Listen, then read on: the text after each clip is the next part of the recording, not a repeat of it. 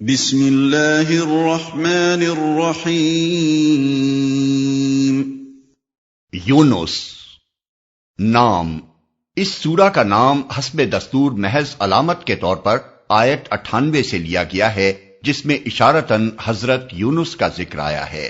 سورہ کا موضوع بحث حضرت یونس کا قصہ نہیں ہے۔ مقام نزول۔ روایات سے معلوم ہوتا ہے اور نفس مضمون سے اس کی تائید ہوتی ہے کہ یہ پوری سورہ مکے میں نازل ہوئی ہے۔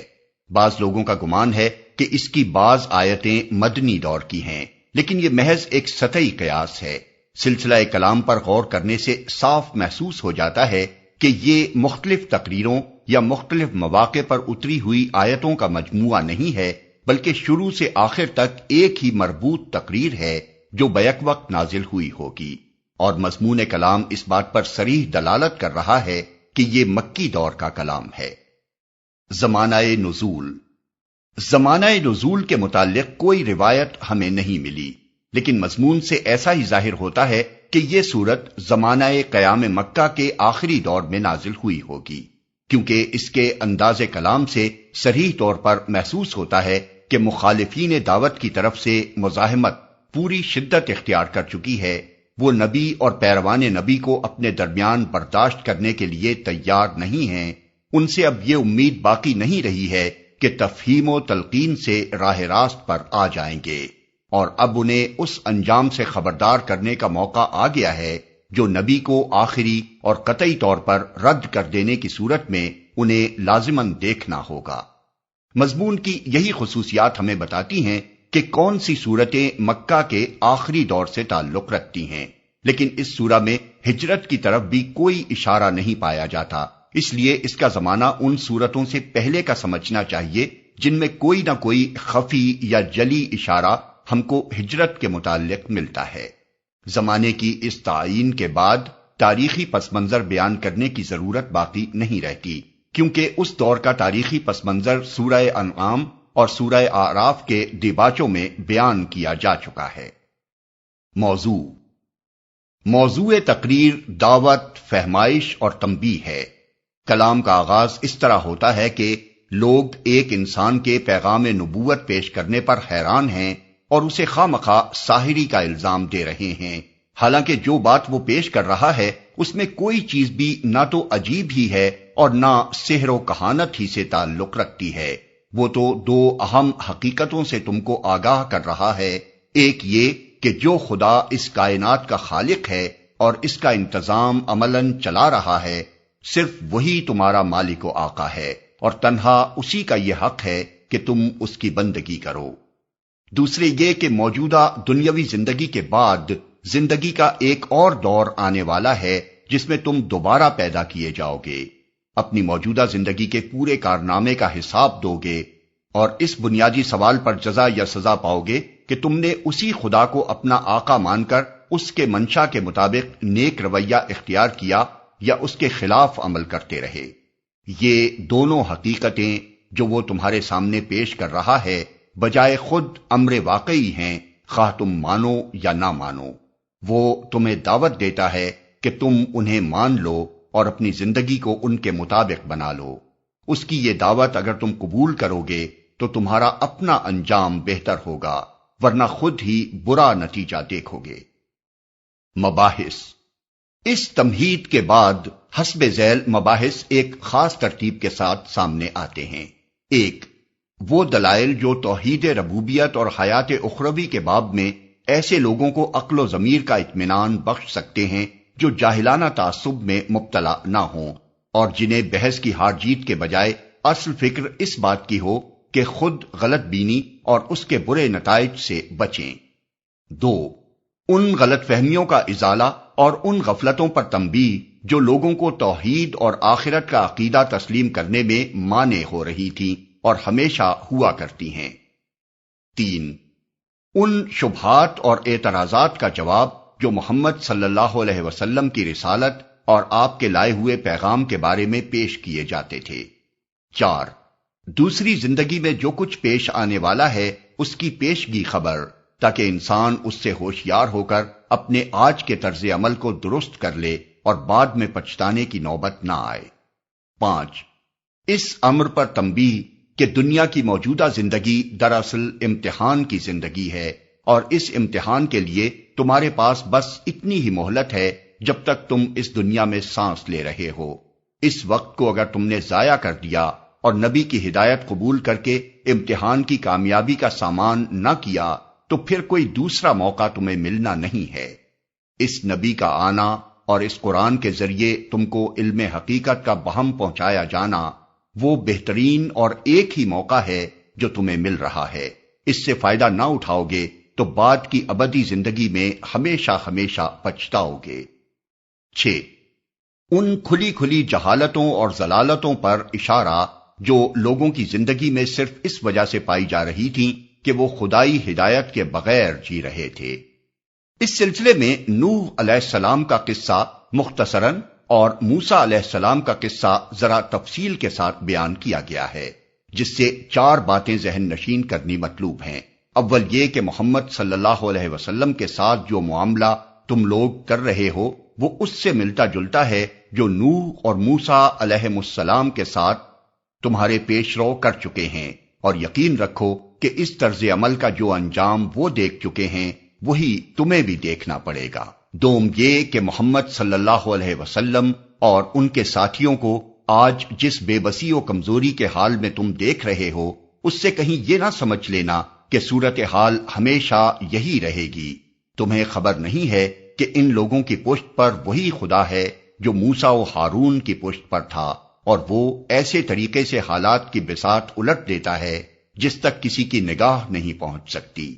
سوم یہ کہ سنبھلنے کے لیے جو مہلت خدا تمہیں دے رہا ہے اسے اگر تم نے ضائع کر دیا اور پھر فرعون کی طرح خدا کی پکڑ میں آ جانے کے بعد عین آخری لمحے پر توبہ کی تو معاف نہیں کیے جاؤ گے۔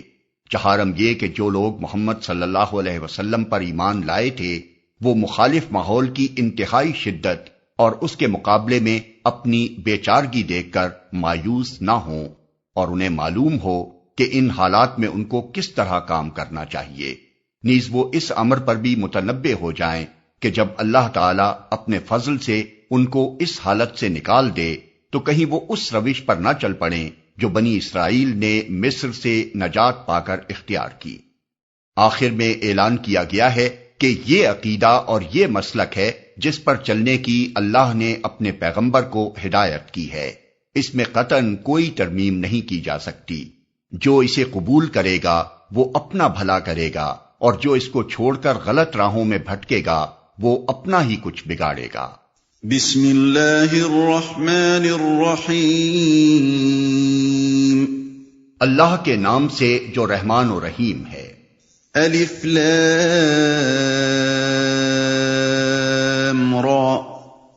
تلک آیات الکتاب الحکیم۔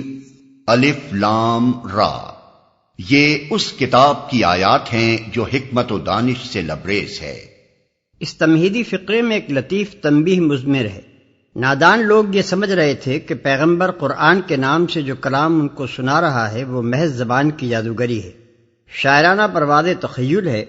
اور کچھ کاہنوں کی طرح عالم بالا کی گفتگو ہے۔ اس پر انہیں متنبہ کیا جا رہا ہے کہ جو کچھ تم گمان کر رہے ہو یہ وہ چیز نہیں ہے، یہ تو کتاب حکیم کی آیات ہیں، ان کی طرف توجہ نہ کرو گے تو حکمت سے محروم رہ جاؤ گے۔ اکان للناس عجبا ان اوحینا الى رجل منهم ان انذر الناس وبشر الذين آمنوا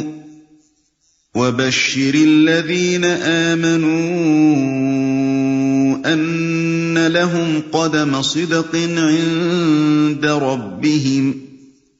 قال الكافرون ان هذا لساحر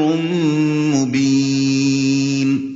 کیا لوگوں کے لیے یہ ایک عجیب بات ہو گئی کہ ہم نے خود انہی میں سے ایک آدمی کو اشارہ کیا کہ غفلت میں پڑے ہوئے لوگوں کو چونکا دے اور جو مان لیں ان کو خوشخبری دے دے کہ ان کے لیے ان کے رب کے پاس سچی عزت و سرفرازی ہے۔ کیا یہی وہ بات ہے جس پر منکرین نے کہا کہ یہ شخص تو کھلا جادوگر ہے؟ سچی عزت و سرفرازی ہے، یعنی آخر اس میں تعجب کی بات کیا ہے؟ انسانوں کو ہوشیار کرنے کے لیے انسان نہ مقرر کیا جاتا تو کیا فرشتہ یا جن یا حیوان مقرر کیا جاتا؟ اور اگر انسان حقیقت سے غافل ہو کر غلط طریقے سے زندگی بسر کر رہے ہوں تو تعجب کی بات یہ ہے کہ ان کا خالق و پروردگار انہیں ان کے حال پر چھوڑ دے، یا یہ کہ وہ ان کی ہدایت و رہنمائی کے لیے کوئی انتظام کرے۔ اور اگر خدا کی طرف سے کوئی ہدایت آئے تو عزت و سرفرازی ان کے لیے ہونی چاہیے جو اسے مان لیں، یا ان کے لیے جو اسے رد کر دیں۔ پس تعجب کرنے والوں کو سوچنا تو چاہیے کہ آخر وہ بات کیا ہے جس پر وہ تعجب کر رہے ہیں۔ یہ شخص تو کھلا جادوگر ہے، یعنی جادوگر کی پھپتی تو انہوں نے اس پر کس دی، مگر یہ نہ سوچا کہ وہ چسپاں بھی ہوتی ہے یا نہیں۔ صرف یہ بات کہ کوئی شخص اعلیٰ درجے کی خطابت سے کام لے کر دلوں اور دماغوں کو مسخر کر رہا ہے، اس پر یہ الزام عائد کر دینے کے لیے تو کافی نہیں ہو سکتی کہ وہ جادوگری کر رہا ہے۔ دیکھنا یہ ہے کہ اس خطابت میں وہ بات کیا کہتا ہے، کس غرض کے لیے قوت تقریر کو استعمال کر رہا ہے، اور جو اثرات اس کی تقریر سے ایمان لانے والوں کی زندگی پر مترتب ہو رہے ہیں وہ کس نوعیت کے ہیں۔ جو خطیب کسی ناجائز غرض کے لیے جادو بیانی کی طاقت استعمال کرتا ہے وہ تو ایک منہ پھٹ بے لگام غیر ذمہ دار مقرر ہوتا ہے، حق اور صداقت اور انصاف سے آزاد ہو کر ہر وہ بات کہہ ڈالتا ہے جو بس سننے والوں کو متاثر کر دے، خواہ بجائے خود کتنی ہی جھوٹی، مبالغہ آمیز اور غیر منصفانہ ہو۔ اس کی باتوں میں حکمت کے بجائے عوام فریبی ہوتی ہے، کسی منظم فکر کے بجائے تناقض اور ناہمواری ہوتی ہے، اعتدال کے بجائے بے اعتدالی ہوا کرتی ہے۔ وہ تو محض اپنا سکہ جمانے کے لیے زبان درازی کرتا ہے، یا پھر لوگوں کو لڑانے اور ایک گروہ کو دوسرے کے مقابلے میں ابھارنے کے لیے خطابت کی شراب پلاتا ہے۔ اس کے اثر سے لوگوں میں نہ کوئی اخلاقی بلندی پیدا ہوتی ہے، نہ ان کی زندگیوں میں کوئی مفید تغیر رونما ہوتا ہے، اور نہ کوئی صالح فکر یا صالح عملی حالت وجود میں آتی ہے، بلکہ لوگ پہلے سے بدتر صفات کا مظاہرہ کرنے لگتے ہیں۔ مگر یہاں تم دیکھ رہے ہو کہ پیغمبر جو کلام پیش کر رہا ہے اس میں حکمت ہے، ایک متناسب نظام فکر ہے، غائب درجے کا اعتدال اور حق و صداقت کا سخت التزام ہے، لفظ لفظ جچا تلا اور بات بات کانٹے کی تول پر پوری ہے۔ اس کی خطابت میں تم خلق خدا کی اصلاح کے سوا کسی دوسری غرض کی نشاندہی نہیں کر سکتے۔ جو کچھ وہ کہتا ہے اس میں اس کی اپنی ذاتی یا خاندانی یا قومی یا کسی قسم کی دنیاوی غرض کا کوئی شائبہ نہیں پایا جاتا۔ وہ صرف یہ چاہتا ہے کہ لوگ جس غفلت میں پڑے ہوئے ہیں اس کے برے نتائج سے ان کو خبردار کرے اور انہیں اس طریقے کی طرف بلائے جس میں ان کا اپنا بھلا ہے۔ پھر اس کی تقریر سے جو اثرات مترتب ہوئے ہیں وہ بھی جادوگروں کے اثرات سے بالکل مختلف ہیں۔ یہاں جس نے بھی اس کا اثر قبول کیا ہے اس کی زندگی سنور گئی،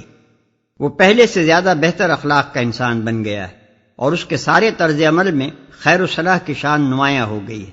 اب تم خود ہی سوچ لو، کیا جادوگر ایسی ہی باتیں کرتے ہیں اور ان کا جادو ایسے ہی نتائج دکھایا کرتا ہے؟ ان ربکم اللہ الذی خلق السماوات والارض فی 6 ایام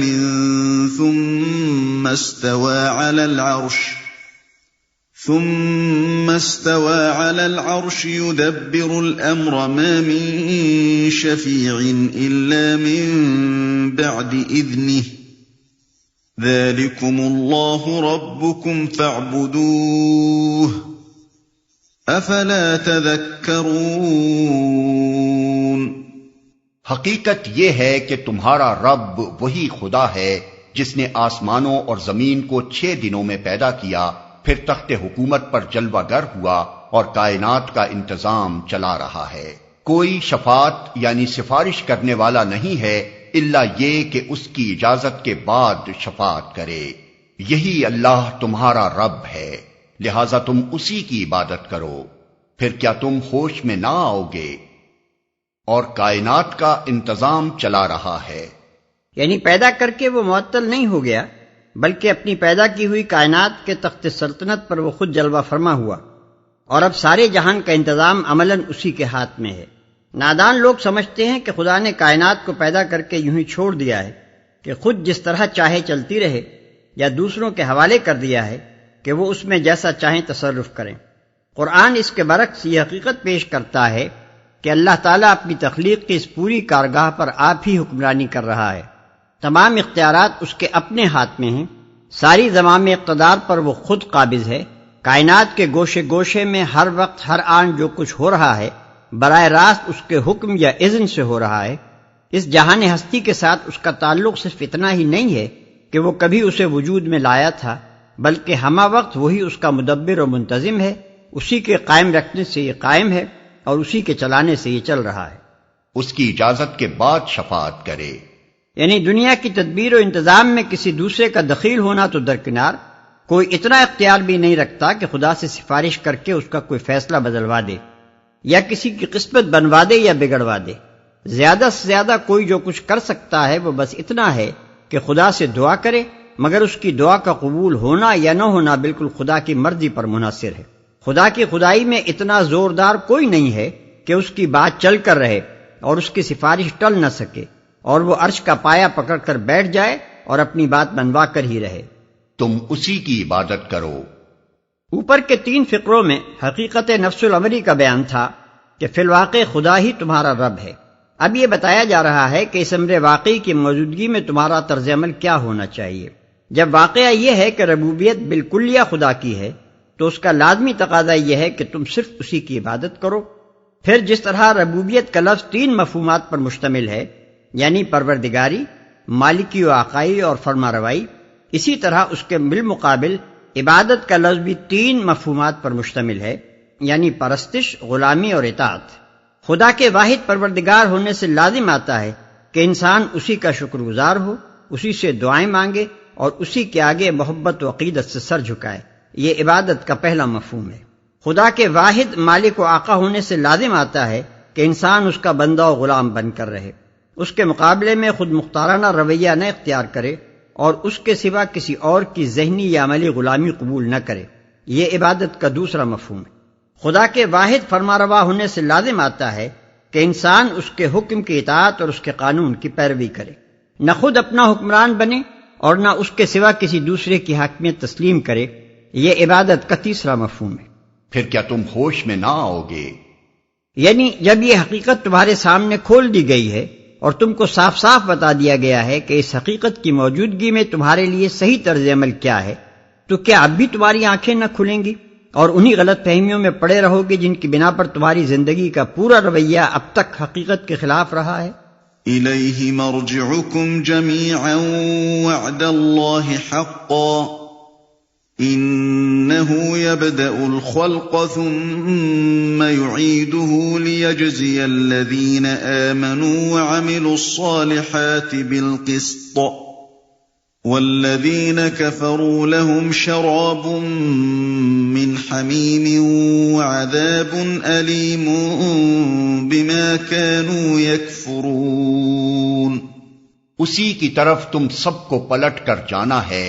یہ اللہ کا پکا وعدہ ہے۔ بے شک پیدائش کی ابتدا وہی کرتا ہے، پھر وہی دوبارہ پیدا کرے گا، تاکہ جو لوگ ایمان لائے اور جنہوں نے نیک اعمال کیے ان کو پورے انصاف کے ساتھ جزا دے،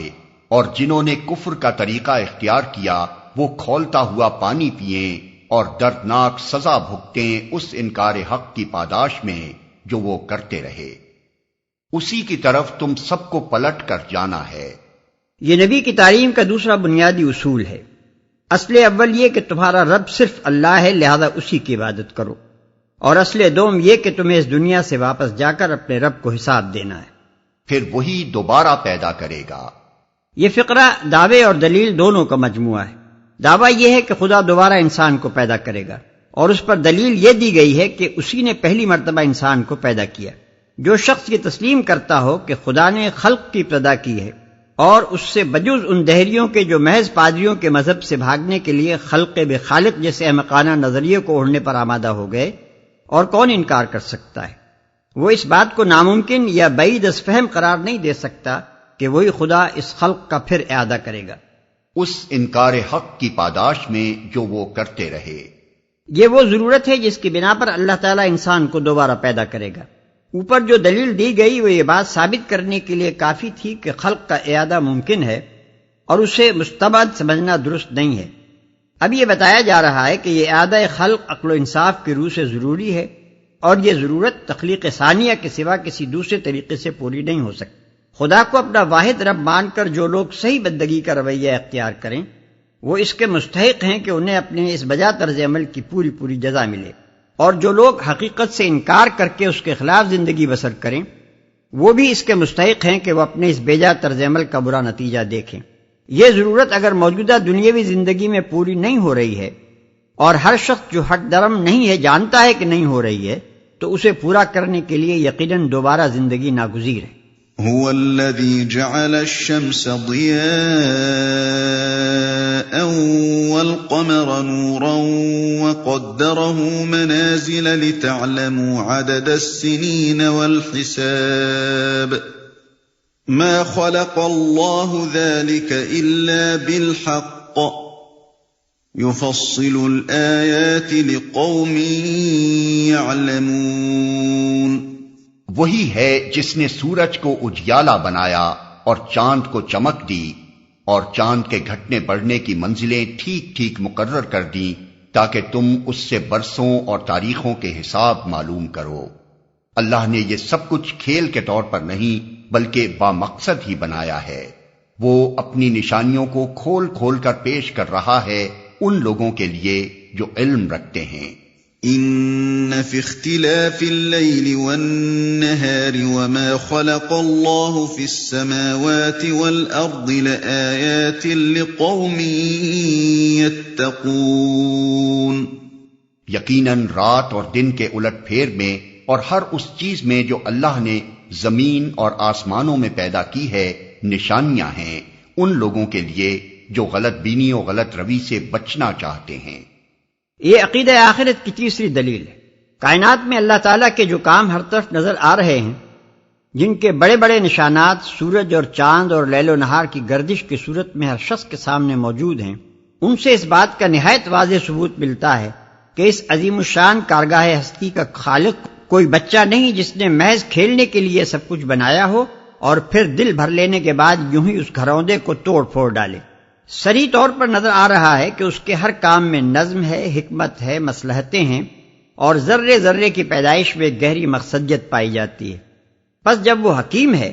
اور اس کی حکمت کے آثار و علائم تمہارے سامنے علانیہ موجود ہیں، تو اس سے تم کیسے یہ توقع رکھتے ہو کہ وہ انسان کو عقل اور اخلاقی حس اور آزادانہ ذمہ داری اور تصرف کے اختیارات بخشنے کے بعد اس کے کارنامہ زندگی کا حساب کبھی نہ لے گا، اور عقلی و اخلاقی ذمہ داری کی بنا پر جزا و سزا کا جو استحقاق لازماً پیدا ہوتا ہے اسے یوں ہی مہمل چھوڑ دے گا۔ اس طرح ان آیات میں عقیدہ آخرت پیش کرنے کے ساتھ ساتھ اس کی تین دلیلیں ٹھیک ٹھیک منطقی ترتیب کے ساتھ دی گئیں۔ اول یہ کہ دوسری زندگی ممکن ہے کیونکہ پہلی زندگی کا امکان واقع کی صورت میں موجود ہے۔ دوم یہ کہ دوسری زندگی کی ضرورت ہے کیونکہ موجودہ زندگی میں انسان اپنی اخلاقی ذمہ داری کو صحیح یا غلط طور پر جس طرح ادا کرتا ہے اور اس سے سزا اور جزا کا جو استحقاق پیدا ہوتا ہے، اس کی بنا پر عقل اور انصاف کا تقاضا یہی ہے کہ ایک اور زندگی ہو جس میں ہر شخص اپنے اخلاقی رویے کا وہ نتیجہ دیکھے جس کا وہ مستحق ہے۔ سوم یہ کہ جب عقل و انصاف کی روح سے دوسری زندگی کی ضرورت ہے تو یہ ضرورت یقیناً پوری کی جائے گی، کیونکہ انسان اور کائنات کا خالق حکیم ہے، اور حکیم سے یہ توقع نہیں کی جا سکتی کہ حکمت و انصاف جس چیز کے متقاضی ہوں اسے وہ وجود میں لانے سے باز رہ جائے۔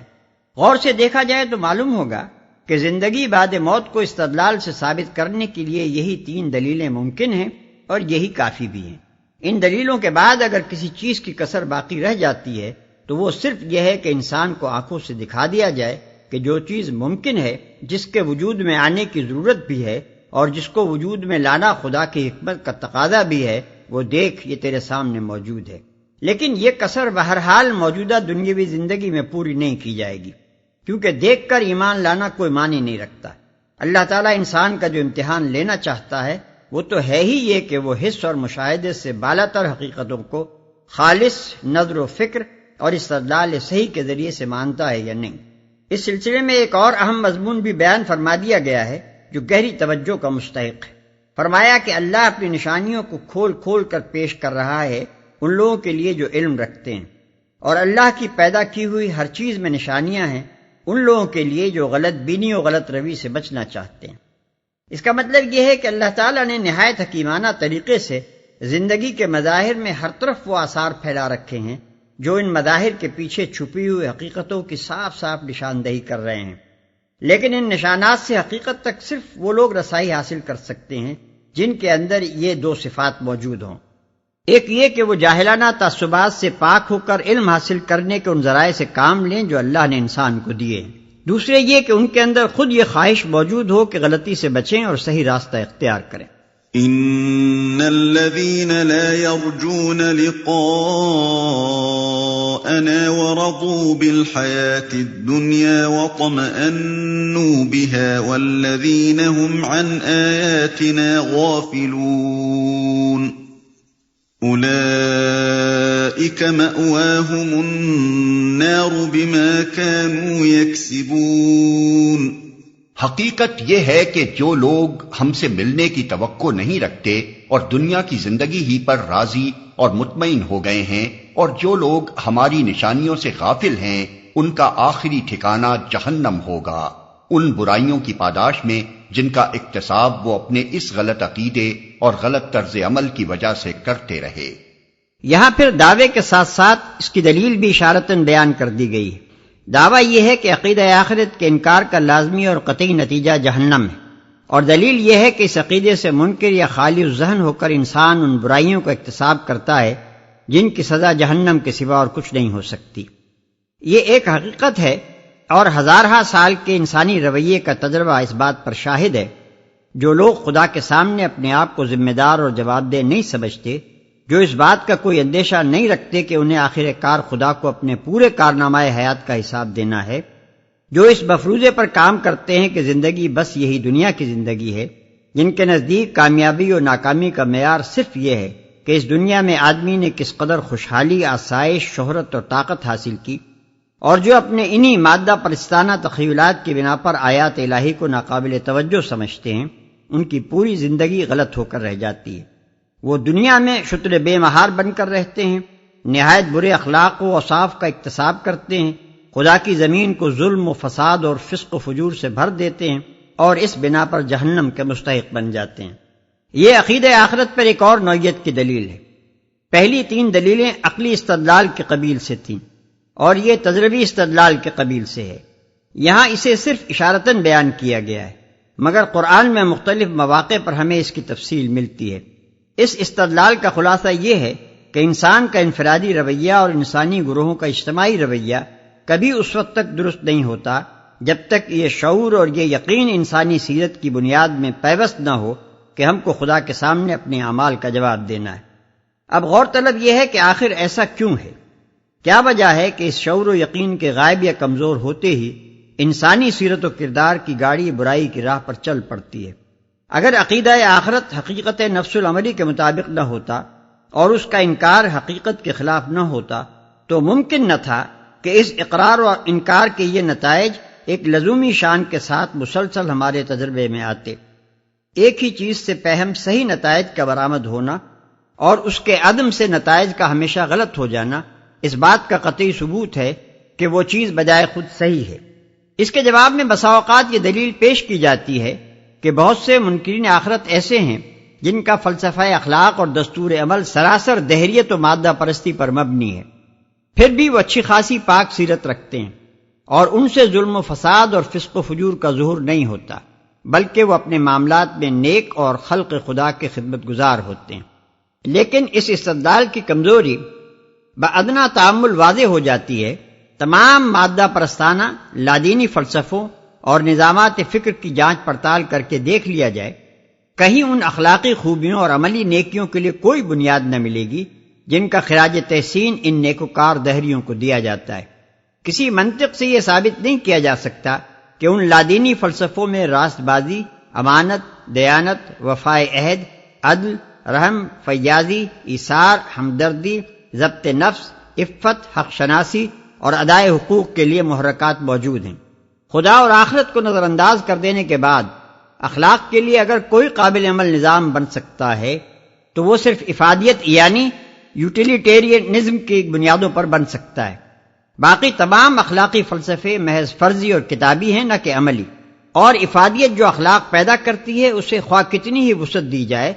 بہرحال وہ اس سے آگے نہیں جاتا کہ آدمی وہ کام کرے جس کا کوئی فائدہ اس دنیا میں اس کی ذات کی طرف یا اس معاشرے کی طرف جس سے وہ تعلق رکھتا ہے پلٹ کر آنے کی توقع ہو۔ یہ وہ چیز ہے جو فائدے کی امید اور نقصان کے اندیشے کی بنا پر انسان سے سچ اور جھوٹ، امانت اور خیانت، ایمانداری اور بے ایمانی، وفا اور غدر، انصاف اور ظلم، غرض ہر نیکی اور اس کی ضد کا حسب موقع ارتکاب کرا سکتی ہے۔ ان اخلاقیات کا بہترین نمونہ موجودہ زمانے کی انگریز قوم ہے، جس کو اکثر اس امر کی مثال میں پیش کیا جاتا ہے کہ مادہ پرستانہ نظریہ حیات رکھنے اور آخرت کے تصور سے خالی ہونے کے باوجود اس قوم کے افراد بالعموم دوسروں سے زیادہ سچے، کھرے، دیانتدار، عہد کے پابند، انصاف پسند اور معاملات میں قابل اعتماد ہیں۔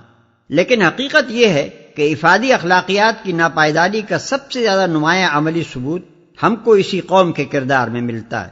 اگر فی الواقع انگریزوں کی سچائی، انصاف پسندی، راست بازی اور عہد کی پابندی اس یقین و اذعان پر مبنی ہوتی کہ یہ صفات بجائے خود مستقل اخلاقی خوبیاں ہیں، تو آخر یہ کس طرح ممکن تھا کہ ایک ایک انگریز تو اپنے شخصی کردار میں ان کا حامل ہوتا، مگر ساری قوم مل کر جن لوگوں کو اپنا نمائندہ اور اپنے اجتماعی امور کا سربراہ کار بناتی ہے، وہ بڑے پیمانے پر اس کی سلطنت اور اس کے بین الاقوامی معاملات کے چلانے میں علانیہ جھوٹ، بدعہدی، ظلم، بے انصافی اور بددیانتی سے کام لیتے، اور پوری قوم کا اعتماد ان کو حاصل رہتا۔ کیا یہ اس بات کا صحیح ثبوت نہیں ہے کہ یہ لوگ مستقل اخلاقی قدروں کے قائل نہیں ہیں، بلکہ دنیاوی فائدے اور نقصان کے لحاظ سے بیک وقت دو متضاد اخلاقی رویے اختیار کرتے ہیں اور کر سکتے ہیں؟ تاہم اگر کوئی منکر خدا و آخرت فی الواقع دنیا میں ایسا موجود ہے جو مستقل طور پر بعض نیکیوں کا پابند اور بعض بدیوں سے مجتنب ہے، تو در حقیقت اس کی یہ نیکی اور پرہیزگاری اس کے مادہ پرستانہ نظریہ حیات کا نتیجہ نہیں ہے، بلکہ ان مذہبی اثرات کا نتیجہ ہے جو غیر شعوری طور پر اس کے نفس میں متمکن ہیں۔ اس کا اخلاقی سرمایہ مذہب سے چرایا ہوا ہے، اور اس کو وہ ناروا طریقے سے لامذہبی میں استعمال کر رہا ہے، کیونکہ وہ اپنی لامذہبی اور مادہ پرستی کے خزانے میں اس سرمایہ کے ماخذ کی نشاندہی ہرگز نہیں کر سکتا۔ ان الذين آمنوا وعملوا الصالحات يهديهم ربهم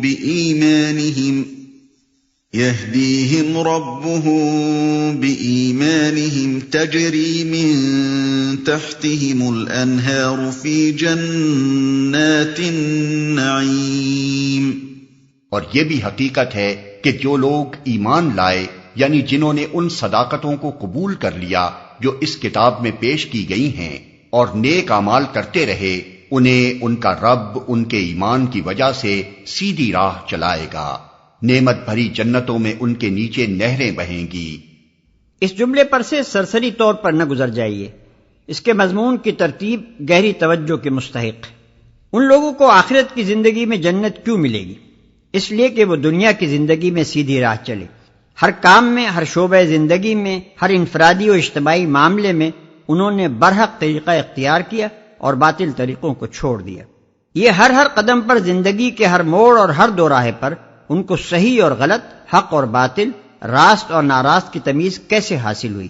اور پھر اس تمیز کے مطابق راست روی پر ثبات اور کج روی سے پرہیز کی طاقت انہیں کہاں سے ملی؟ ان کے رب کی طرف سے، کیونکہ وہی علمی رہنمائی اور عملی توفیق کا منبع ہے۔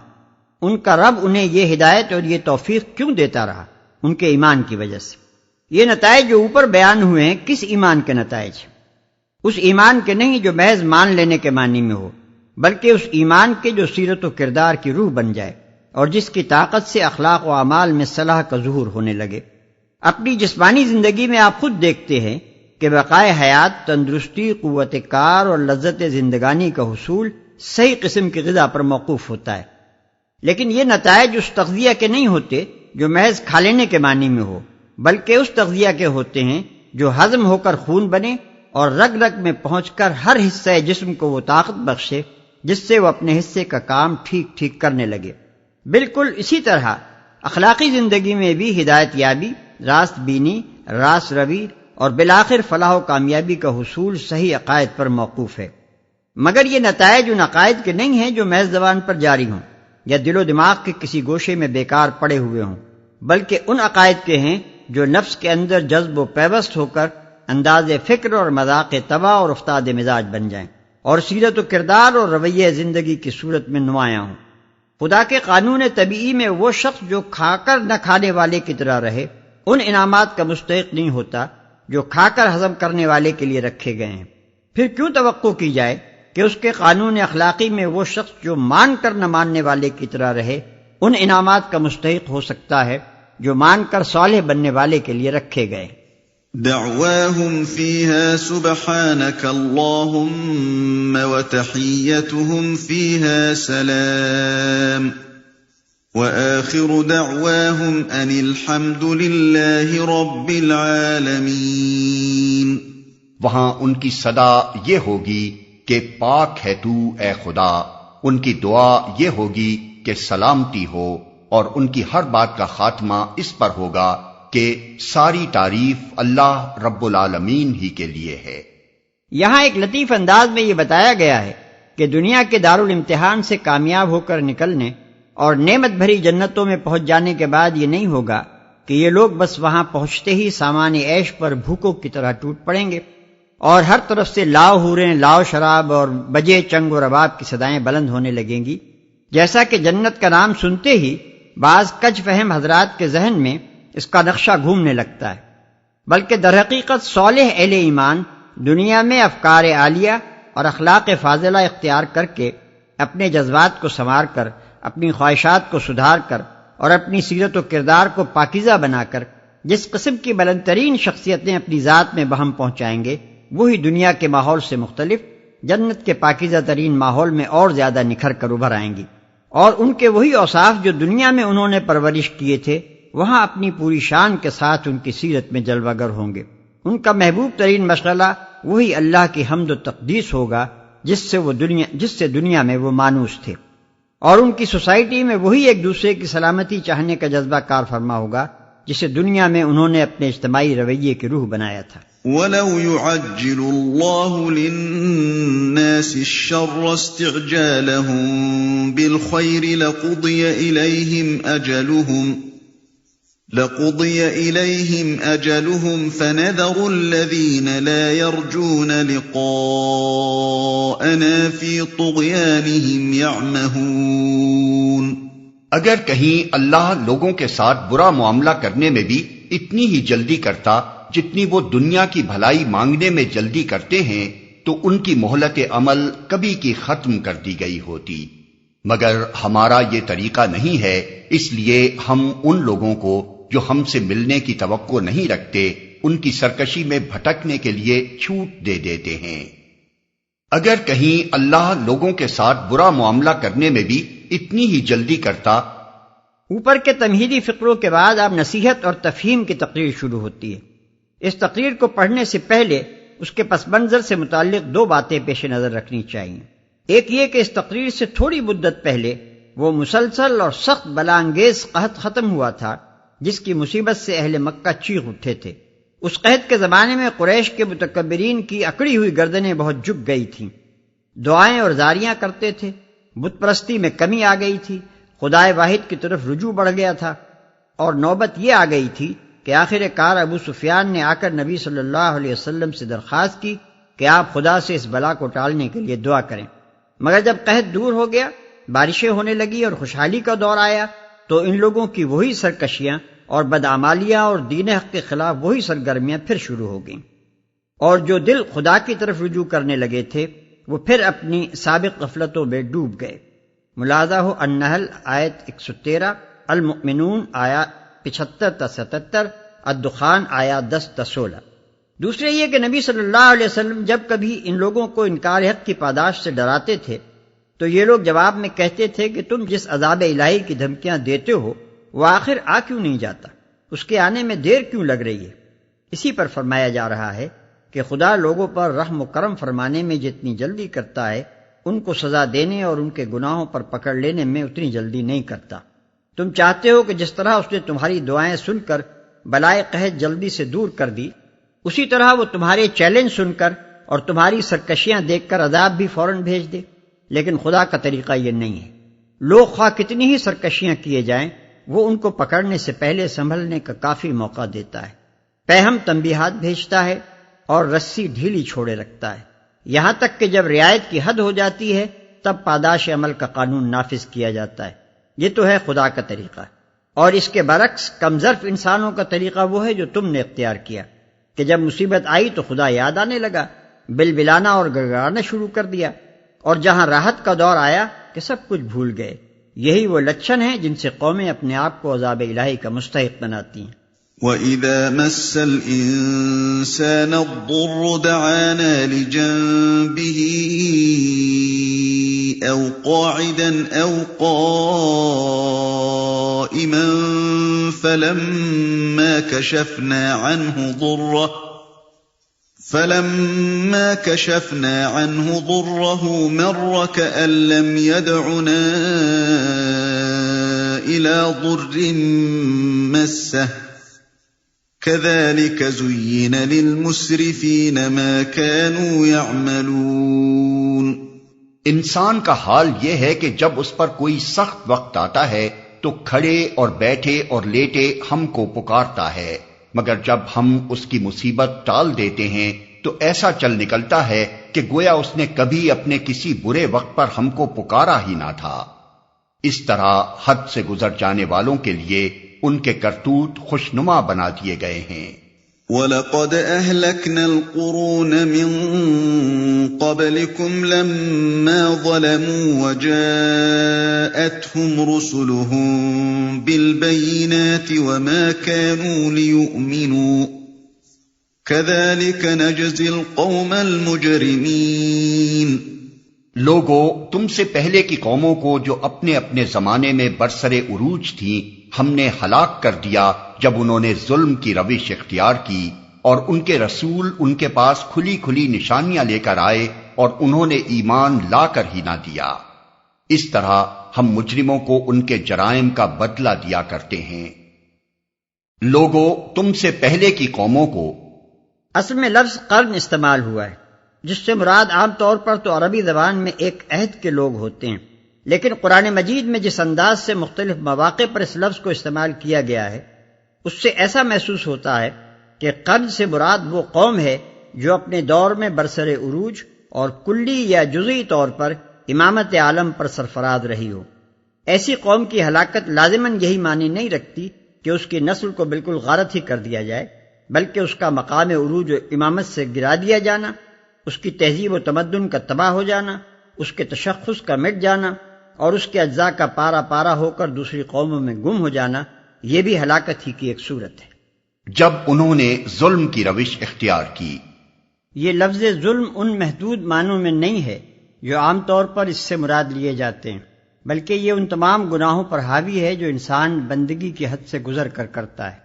ثم جعلناكم خلائف في الأرض من بعدهم لننظر كيف تعملون۔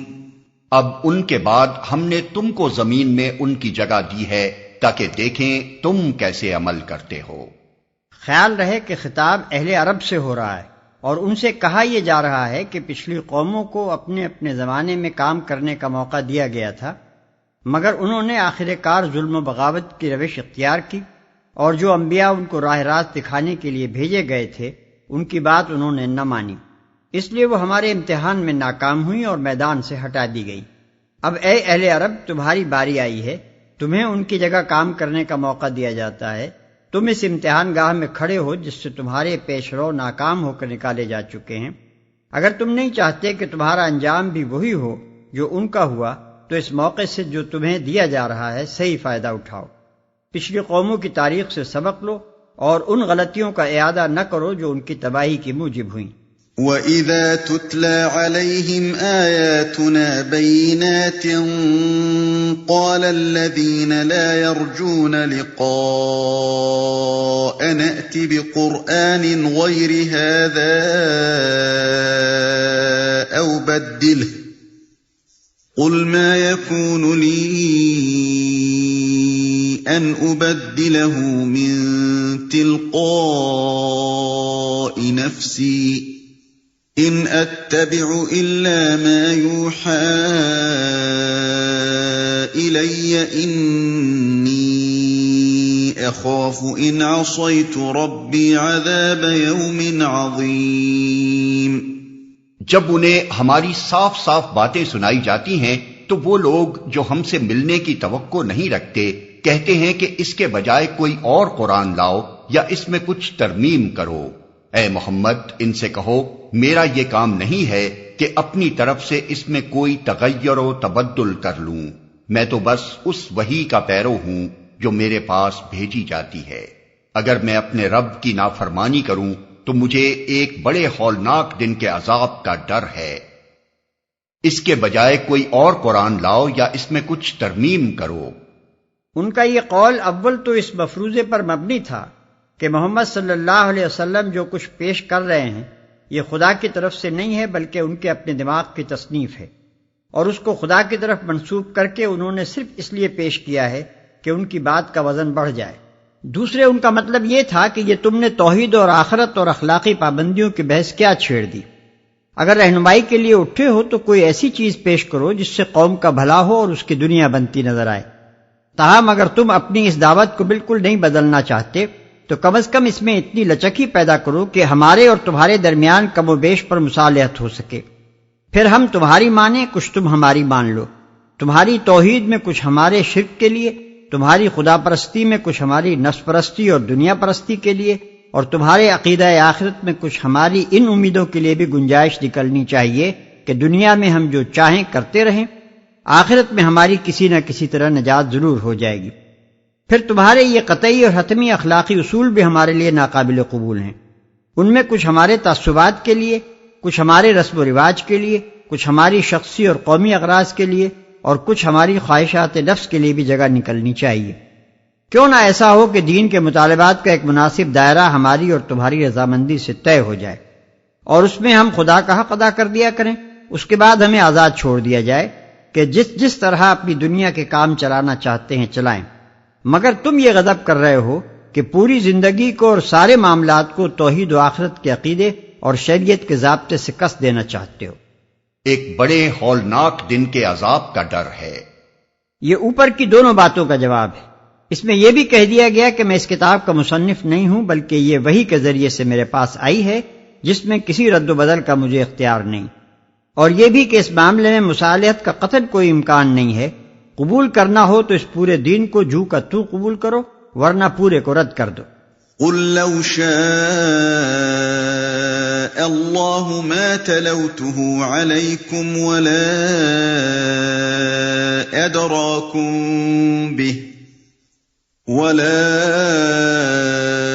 ادراکم به فقد لبثت فیکم عمرا من قبله افلا تعقلون۔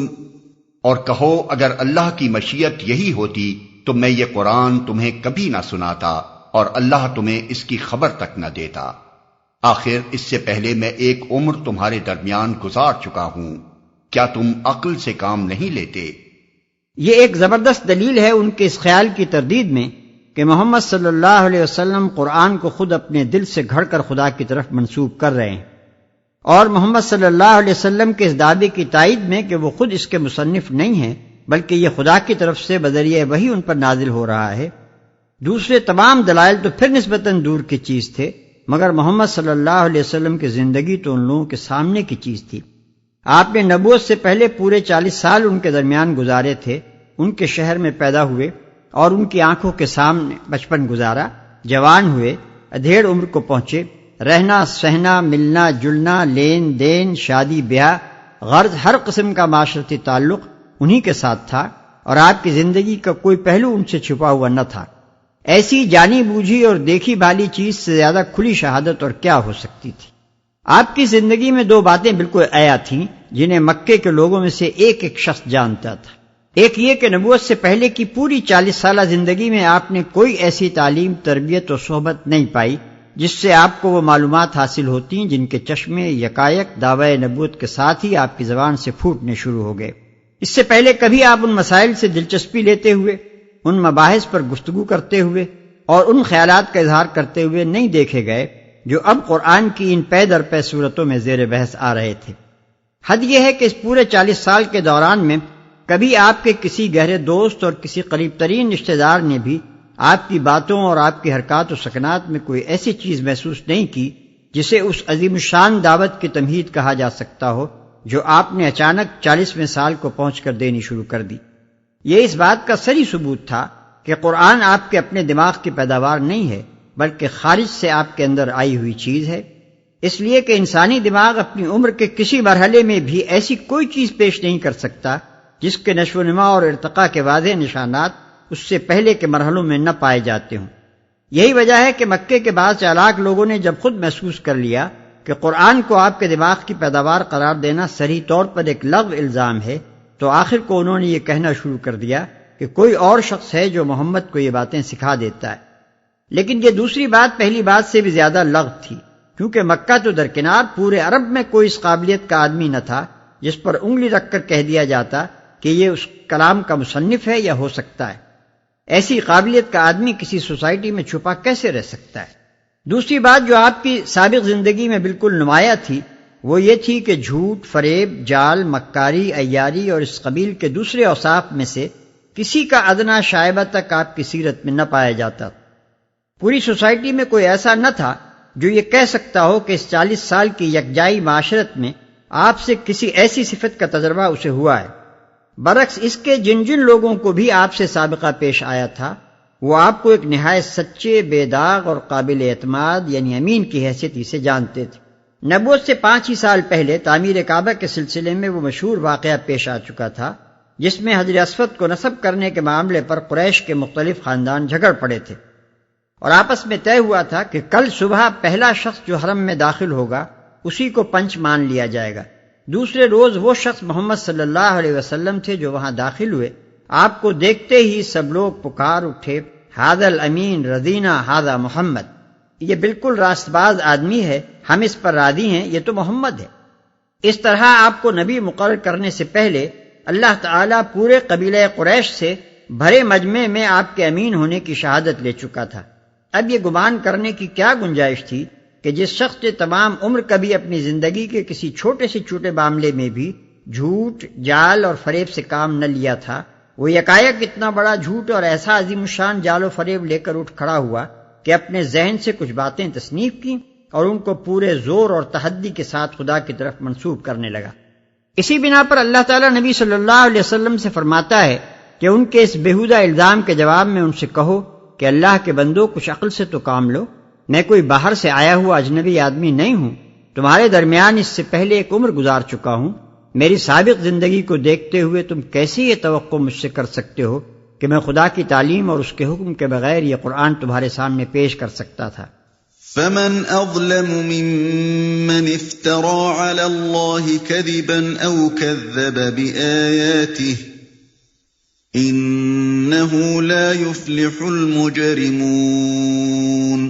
پھر اس سے بڑھ کر ظالم اور کون ہوگا جو ایک جھوٹی بات گھڑ کر اللہ کی طرف منسوب کرے یا اللہ کی واقعی آیات کو جھوٹا قرار دے۔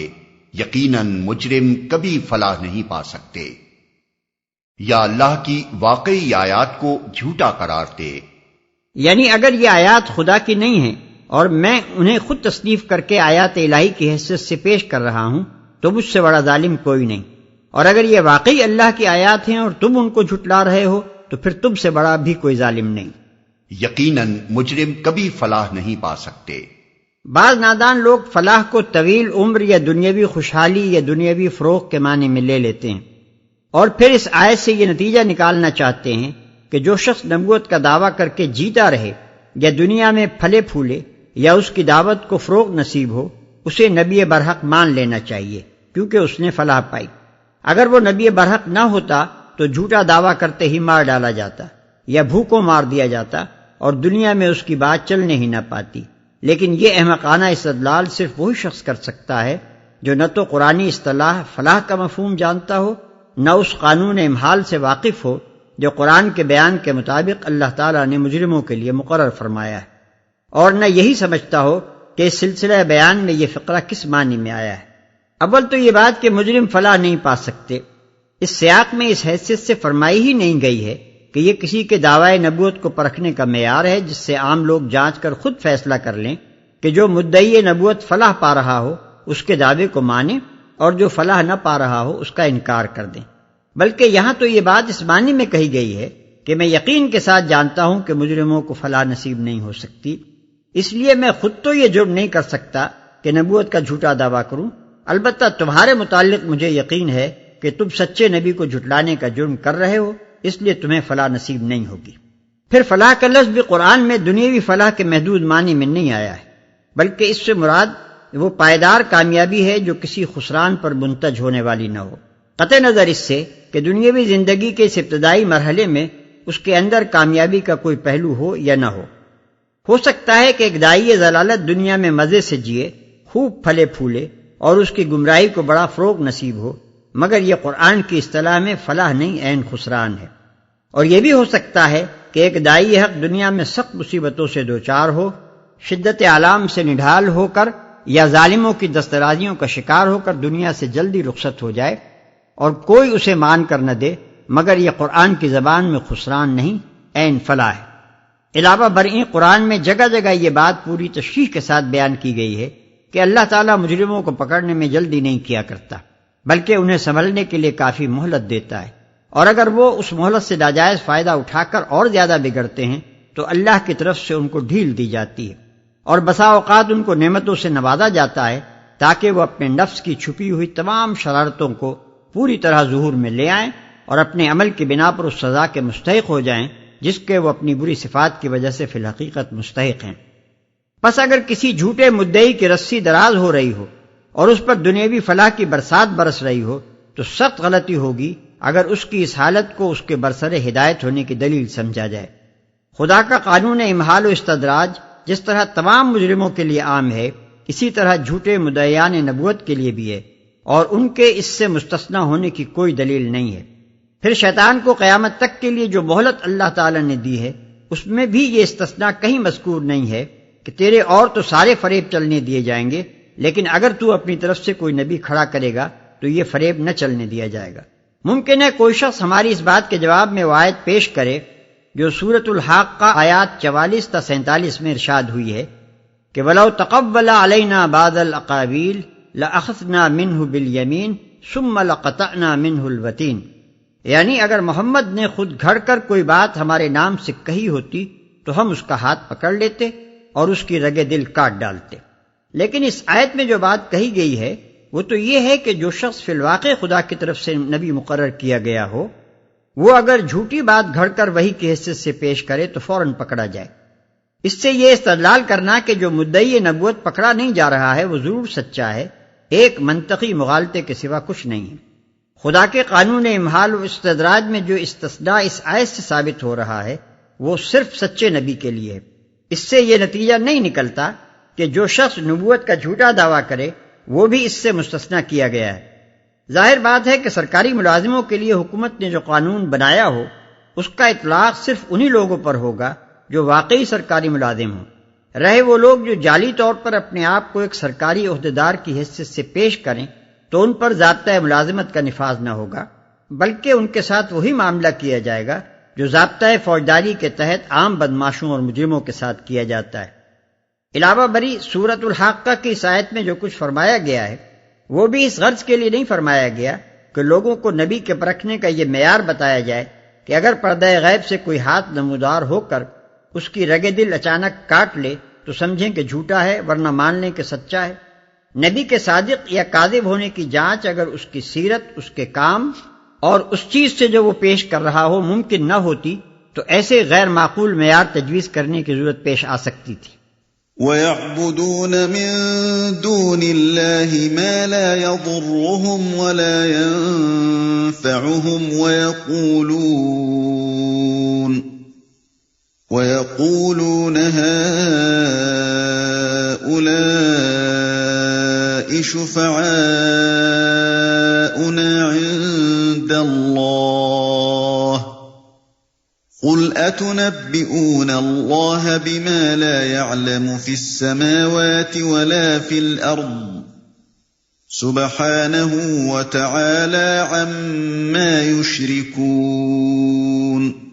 یہ لوگ اللہ کے سوا ان کی پرستش کر رہے ہیں جو ان کو نہ نقصان پہنچا سکتے ہیں نہ نفع، اور کہتے یہ ہیں کہ یہ اللہ کے ہاں ہمارے سفارشی ہیں۔ اے محمد ان سے کہو، کیا تم اللہ کو اس بات کی خبر دیتے ہو جسے وہ نہ آسمانوں میں جانتا ہے نہ زمین میں؟ پاک ہے وہ اور بالا و برتر ہے اس شرک سے جو یہ لوگ کرتے ہیں، جسے وہ نہ آسمانوں میں جانتا ہے نہ زمین میں۔ کسی چیز کا اللہ کے علم میں نہ ہونا یہ معنی رکھتا ہے کہ وہ سرے سے موجود ہی نہیں ہے، اس لیے کہ سب کچھ جو موجود ہے اللہ کے علم میں ہے۔ پس سفارشیوں کے معدوم ہونے کے لیے یہ ایک نہایت لطیف انداز بیان ہے کہ اللہ تعالیٰ تو جانتا نہیں کہ زمین یا آسمان میں کوئی اس کے حضور تمہاری سفارش کرنے والا ہے، پھر یہ تم کن سفارشیوں کی اس کو خبر دے رہے ہو؟ وما كان الناس إلا أمة واحدة فاختلفوا ولولا كلمة سبقت من ربك لقضي بينهم فيما فيه يختلفون۔ ابتداً سارے انسان ایک ہی امت تھے، بعد میں انہوں نے مختلف عقیدے اور مسلک بنا لیے، اور اگر تیرے رب کی طرف سے پہلے ہی ایک بات طے نہ کر لی گئی ہوتی تو جس چیز میں وہ باہم اختلاف کر رہے ہیں اس کا فیصلہ کر دیا جاتا۔ یعنی اگر اللہ تعالیٰ نے پہلے ہی یہ فیصلہ نہ کر لیا ہوتا کہ حقیقت کو انسانوں کے حواس سے پوشیدہ رکھ کر ان کی عقل و فہم اور ضمیر و وجدان کو آزمائش میں ڈالا جائے گا، اور جو اس آزمائش میں ناکام ہو کر غلط راہ پر جانا چاہیں گے انہیں اس راہ پر جانے اور چلنے کا موقع دیا جائے گا، تو حقیقت کو آج ہی بے نقاب کر کے سارے اختلافات کا فیصلہ کیا جا سکتا تھا۔ یہاں یہ بات ایک بڑی غلط فہمی کو رفع کرنے کے لیے بیان کی گئی ہے۔ عام طور پر آج بھی لوگ اس الجھن میں ہیں، اور نزول قرآن کے وقت بھی تھے، کہ دنیا میں بہت سے مذہب پائے جاتے ہیں اور ہر مذہب والا اپنے ہی مذہب کو حق سمجھتا ہے۔ ایسی حالت میں آخر اس فیصلے کی صورت کیا ہے کہ کون حق پر ہے اور کون نہیں؟ اس کے متعلق فرمایا جا رہا ہے کہ یہ اختلاف مذاہب دراصل بعد کی پیداوار ہے۔ ابتدا میں تمام نوع انسانی کا مذہب ایک تھا اور وہی مذہب حق تھا، پھر اس حق میں اختلاف کر کے لوگ مختلف عقیدے اور مذہب بناتے چلے گئے۔ اب اگر اس ہنگامہ مذاہب کا فیصلہ تمہارے نزدیک عقل و شعور کے صحیح استعمال کے بجائے صرف اسی طرح ہو سکتا ہے کہ خدا خود حق کو بے نقاب کر کے سامنے لے آئے، تو یہ موجودہ دنیاوی زندگی میں نہیں ہوگا۔